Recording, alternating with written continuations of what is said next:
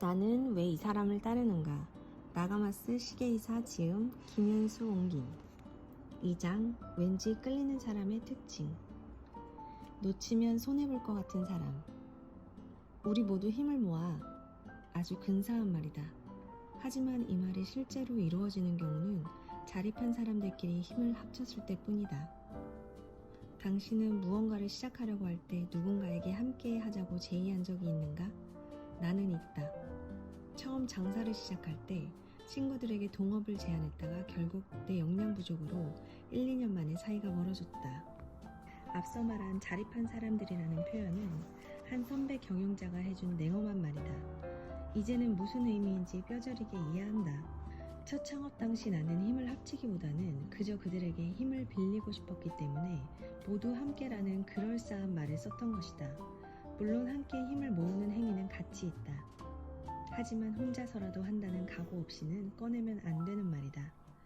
혼자서라도 한다는 각오로 임하는 사람들에게는 그 사람만의 분위기가 있다. 각오를 했다는 사실만으로 아우라가 생기는 것이다.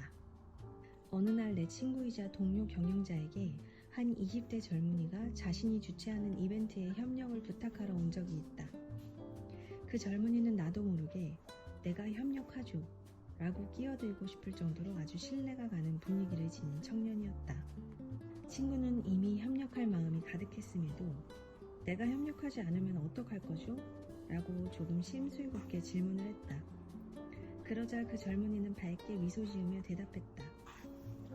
알겠습니다. 다음에 다시 오겠습니다. 시간 내주셔서 감사합니다. 그러고는 바로 짐을 꾸리고 자리를 뜰 준비를 했다. 친구는 당황했다. 이봐요, 잠깐. 알았어요. 협력하죠. 누가 부탁하는 입장인지 헷갈리는 꽁트 같은 상황이었다. 젊은이가 돌아간 뒤 내 친구에게 협력의 이유를 물었더니 이런 대답이 돌아왔다. 누가 부탁하는 입장인지 헷갈리는 꽁트 같은 상황이었다. 젊은이가 돌아간 뒤 내 친구에게 협력의 이유를 물었더니 이런 대답이 돌아왔다. 아주 강단 있는 친구야. 내가 거절한데도 결국 자력으로 어떻게든 할 것 같아. 협력은 요청해도 의존은 안 해. 그래서 왠지 저 친구한테는 말려들고 싶어. 협력하지 않으면 내 쪽만 손해보는 기분이 들어. 젊은 나이에 굉장해. 말려들고 싶다. 이런 말을 끌어내는 사람은 흔치 않다. 혼자서라도 한다는 각오를 한 사람에게만 풍기는 분위기가 주변 사람들로 하여금 신뢰감과 매력을 느끼게 하는 것이다. 드러난 꽃보다 감춰진 돌멩이가 더 매력적이다. 가령 어떠한 커뮤니티를 만든다고 했을 때 사람들은 대개 많은 사람에게 알리자라고 생각을 한다. 여기에는 함정이 있다. 사람은 많으면 많을수록 통솔하기 어렵다. 그만큼 다양한 가치관이 모이기 때문이다. 어떠한 목적을 위해 커뮤니티를 만들었지만 인간관계를 조율하는 데만 치중하다가 본래의 취지가 흐려지는 경우를 많이 봤다. 참 안타까운 일이다. 그렇다면 어떻게 해야 할까? 답은 간단하다. 같은 뜻을 가진 적은 인원으로 시작하면 된다. 의욕이 없거나 반대 의견이 많은 사람들을 끌어들이면 문제의 소지만 증가할 뿐이다. 인원이 많고 화려한 편이 기분은 좋을 수 있다. 하지만 앞서 말한 듯 진정한 성공은 안에서 밖으로 퍼지는 성질을 가지고 있다. 알아주기를 바라지 말고 알아주는 사람과 시작하는 것이 첫 시작으로 가장 좋은 방법이다. 나는 직원들과 1년에 한 번 연수 겸 벚꽃 축제를 개최하고 있다. 지금은 매년 400명이 넘는 사람들이 모이는 대규모 연수지만 처음에는 나 혼자였다. 연수에 온 직원들이 지역 풍경에 감동해 자발적으로 축제 형식으로 만든 행사다. 그러자 가게 손님들에게도 소문이 나서 직원을 제외하고도 80명 이상의 참가 신청이 들어왔다. 지역 주민들이 놀라서 내년에는 사람을 줄여달라고 할 정도였다. 하지만 다음 해에는 200명이 신청을 했다. 첫 축제에 왔던 사람들이 입소문을 낸 것이다. 고민 끝에 주민들에게 사정을 이야기했다.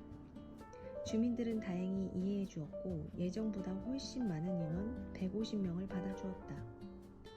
더불어 더 이상 참가 인원이 늘어나면 안 되니 참가자들에게 내년에는 주변 사람들에게 권유하지 말아달라고 당부했다. 하지만 블로그나 SNS를 통해 축제가 알려져 다음 해에도 신청 인원이 늘었다. 인원수를 늘리고 싶지 않은 이유는 하나 더 있다. 축제라고 해도 일단은 연수다. 단순한 놀이가 아닌 것이다. 본래의 취지를 흐리고 싶지 않았다.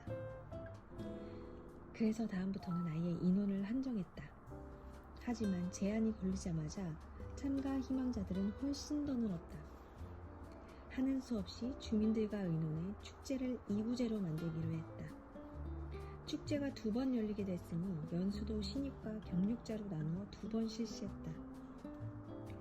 참가 신청자가 증가한 가장 큰 요인은 바로 인원 제한이다.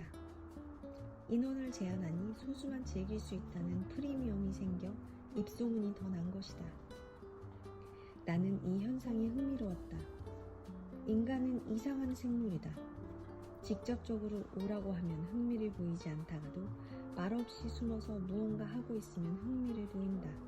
사람들에게는 호기심이 있어서 남몰래 즐기듯이 보이면 엿보러 다가온다. 일본에는 감추면 꽃이라는 옛말이 있다. 소중한 것은 감춰두는 편이 좋다는 의미인데 축제에서 일어난 현상에 적용해도 들어맞는다.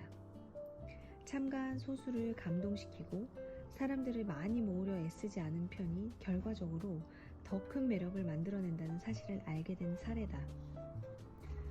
돌발 상황을 여운으로 만드는 리더. 사람을 좋은 방향으로 이끄는 리더는 주어진 상황을 게임처럼 즐기는 능력이 있다. 예를 들어 굉장히 기대했던 행사 날에 비가 오면 누구나 조금은 우울해진다. 하지만 유능한 리더는 즉시 이 상황을 어떻게 활용할지 궁리한다. 한숨만 내쉬어봤자 비는 그치지 않기 때문이다. 인생도 마찬가지다. 살다 보면 의지만으로 어쩔 수 없는 일도 많기 때문에 그 상황을 어떻게 바라보는지가 중요하다. 한 유명한 프로야구 선수가 성적을 비판받았을 때 이런 말을 했다. 다른 사람의 평가는 제가 컨트롤할 수 없기 때문에 신경을 안 쓰려고 합니다. 제가 컨트롤할 수 있는 건 내일의 타석입니다. 어떻게 승부에 임하고 얼마나 정확하게 타구를 할지만 생각합니다. 나는 이 선수를 삶의 달인이라고 생각한다. 매사를 즐길 줄 아는 사람은 평범한 논밭을 보고도 풍치를 느끼고 시를 쓸 수 있다. 반대로 즐기지 못하는 사람은 상황을 탓하고 남을 원망하면서 울적해야 한다. 이런 사람은 무엇을 해도 즐겁지 않을 것이다. 얼마 전 우리 가게에서 동창회가 열렸다. 동창회장은 아주 열정적인 사람이어서 몇 번이나 미리 가게에 들러서 참석한 사람들을 어떻게 즐겁게 할지 고민했다. 장소를 빌려줬을 뿐인 나까지 동창회를 고대하게 만들었다. 하지만 유감스럽게도 동창회에는 예정된 인원의 절반밖에 참석하지 않았다. 함께 동창회를 준비한 이들은 실망했고 오지 않는 사람에게 불만을 품기도 했다. 어찌 보면 당연하다. 하지만 여기서 동창회장이 얼마나 근사한 리더인지가 드러났다. 그는 내게 말했다. 사장님 죄송합니다. 예정 인원의 절반밖에 안 와서 예정 이벤트를 못하게 됐습니다. 그래도 와준 사람들을 위해 다른 이벤트로 계획을 수정해도 될까요? 물론입니다. 할 수 있는 건 전부 하십시오. 얼마든지 우울할 수 있는 상황인데 동창회장은 동창회를 함께 준비한 친구들을 격려하면서 참석한 사람들까지 더할 나위 없이 즐겁게 했다. 매우 공들여 준비한 이벤트가 물거품이 됐으니 다시 동기부여를 하기 힘들 텐데도 능수능란하게 분위기를 좋은 방향으로 만들었다. 나는 그의 지위에 진심으로 감동했다. 동창회가 끝나고 해산하기 전에 그는 이렇게 말했다. 역시 이벤트에는 돌발 상황이 있네요. 그걸 예상하지 못한 제 잘못이죠. 오늘 정말 감사합니다. 이 리더의 등은 내 내리에 아직도 선명하게 남아있다. 화창한 날은 화창함을, 비 오는 날은 비를 즐길 줄 아는 사람에게 반드시 모여든다. 맑은 날이 있으면 궂은 날도 있다. 하지만 곰곰이 생각해보면 날씨야 어떻든 간에 얼마든지 즐길 수 있다. 나에게는 컨트롤할 수 없는 상황 때문에 괴로워할 때마다 혼자 마음속으로 되뇌이는 주문이 있다. 마음이 가벼워지는 마법의 말이다. 공감이 된다면 따라 말해보기 바란다. 의도치 않게 일어나는 모든 일들은 인생을 빛나게 하는 엔터테인먼트다.